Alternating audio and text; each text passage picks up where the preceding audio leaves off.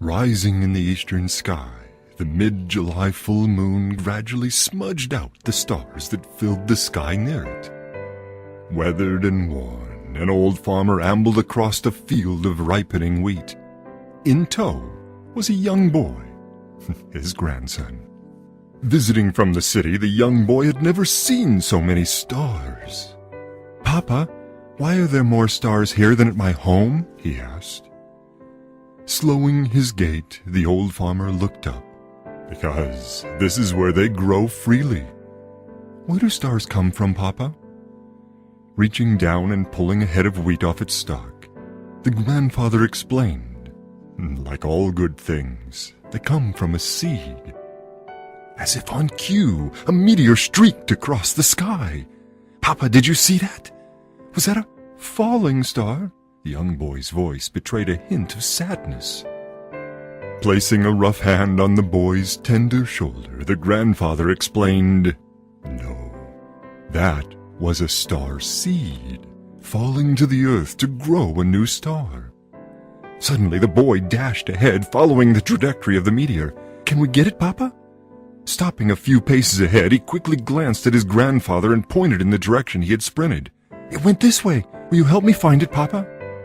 Crow's feet deepened on the farmer's sun-tanned face as he smiled. "Sure." Joining his grandson, he motioned toward the sky. "Follow the trail of stardust. It'll lead us to where the seed landed. But we best hurry. Star seeds are hard to find once they stop glowing." Together they set out in search of the starseed. Near the field's edge, the old farmer spotted the place where the seed had landed. Charred earth still smoldered in the shallow trench where the seed had planted itself. Kneeling down beside the scarred earth, the farmer gently dug away some loose dirt. Carefully he brushed away the dirt, revealing the still glowing star seed. Gently he lifted it from the earth and cradled it in his rough hands. "Let's hurry home now. The seed needs to be planted while it is still glowing and under the light of a full moon." Quickly they marched back to the house. A single porch light guided their way. Before they reached the house, the farmer turned toward the barn. Reaching just inside the door, he retrieved a small garden trowel. In the moonlight, the old red barn revealed its graying wood. On the south side of the barn, the farmer tended a small square of earth. There he raised corn, zucchini, beans, tomatoes, and other such things for his wife to prepare for their meals. On the far corner, he knelt and hollowed out a place for the star seed. Carefully he set the glowing star seed in the hollow and gently buried it, extinguishing the mysterious glow. Out of habit, he sheathed the trowel in the back pocket of his jeans. "Papa," the grandson brushed the earth from his hands as though he'd been laboring in it beside his grandfather. "How long does it take to grow?" Pretending to use his grandson's shoulder to help him stand, the grandfather replied, "A night and a day is all a star seed needs." He dusted his hands off, turned and strolled toward the welcome porch light of his house. Early the next day, the young boy was out in the garden surveying the work they had done the night before. He sat on a fence near it, keeping watch over the recently disturbed spot of earth. Finishing his morning chores, the grandfather noticed his grandson lingering at the far end of the garden. From the barn he carried a hoe, its blade patine with rust, its wooden handle clean and smooth. Joining his grandson, he asked, "How's our star seed this morning?" Never having planted a seed on the earth before, the young boy was disappointed. It didn't grow. Chopping at a tiny weed where it hid beside a pumpkin vine, the farmer explained, "Seeds don't grow into plants as soon as you plant them. Star seeds also take a bit of time. Remember what I said last night? It's growing. You'll see." "But I don't see anything," moaned the boy. Earnestly he stared at the place where they had planted the seed. "Does it need to be watered?" Scratching the earth with the hoe around the pumpkin vine, the old farmer replied, "Wind Not water is what a star needs. It's growing now, you just can't see it. Crouching low to the ground, the boy squinted at the place where they had hidden the seed. Where? Satisfied with the fresh soil around the rope-like vine, the grandfather leaned against his hoe like a wizard against his staff. It's daytime. Stars can only be seen at night. When the moon is high in the sky, you'll be able to see the new star. Fresh air, fresh food, and fresh dirt were all new to the boy.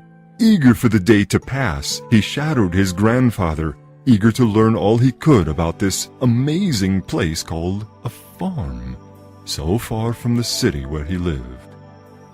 Slowly the day passed. At long last, supper time came. Then the sun finally came to rest on the western horizon. Is it dark enough, Papa? The boy asked his grandfather for the 7th time. But who was counting? Lowering his evening paper, the grandfather glanced out a nearby window. I suppose it's dark enough. He folded the paper and set it beside his easy chair. He had catered to the boy the entire day, a boy he'd only seen once before, soon after his birth. This visit would only be 3 days long. The old farmer didn't intend to waste a precious moment with his grandson. Rising from his chair, he asked the boy, "Is it windy out there?" Rushing to the door, the boy put his face to the screen. Eager to please, he confirmed, "A little wind?" Joining his grandson at the door, the grandfather pushed the screen open. Well, let's see if it's enough. Outside, cicadas finished their chorus from the treetops. Crickets, along the cracks in the sidewalk, tuned up for their sonatina. Rounding the corner of the barn, the boy was suddenly hypnotized. In the far corner of the garden, a shimmer radiated silver-blue light in every direction. As they neared, the boy was speechless, though his mouth hung agape. Growing from the ground was a silver plant of 3 stalks nearly as tall as the boy.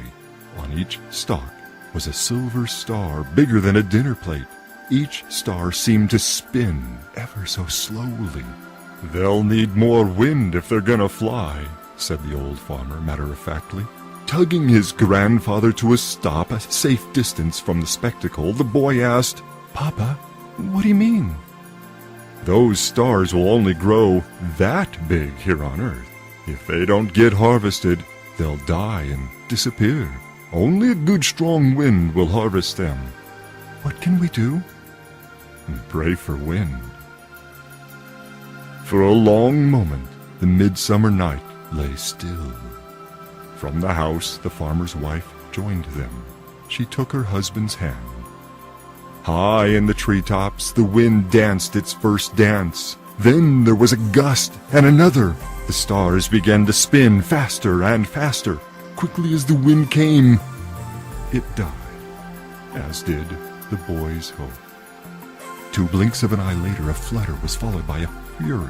The zephyr arrived. Cornstalks bowed to the mighty wind. Frantically, the stars spun and spun faster and faster. Then they were gone. Like the sound of a train that had whooshed by, the sound of the wind danced away through trees and across fields until it couldn't be heard or felt anymore. Carried away with the cyclone were bits of dust, chaff, and 3 new stars. When all was still, the boy asked, "Papa, where did they go?" Gazing into the sky, the farmer replied, "Far away into the heavens, where they will grow for 1,000 years. Then, one day, a boy just like you will be looking up in the night sky, and he will see, for the very first time, 3 new stars." Where Things Grow was written by Curtis Klinger and narrated by Curtis Klinger. Where Things Grow was produced and directed by Curtis Klinger. Inspiration for Where Things Grow came from Curtis's latest wind art sculpture, Tribus Stellum Vorso. To hear or read other short stories by Curtis Klinger, you can visit www.curtisklinger.org.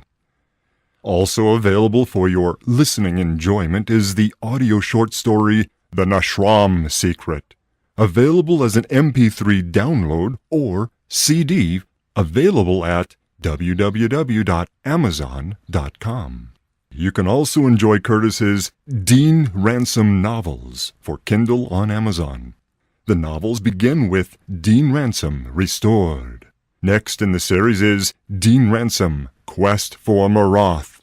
And finally, coming soon, the exciting conclusion to the trilogy, Dean Ransom at Earth's End. Go to www.deanransom.com for more information. I'm Curtis. Thank you for listening.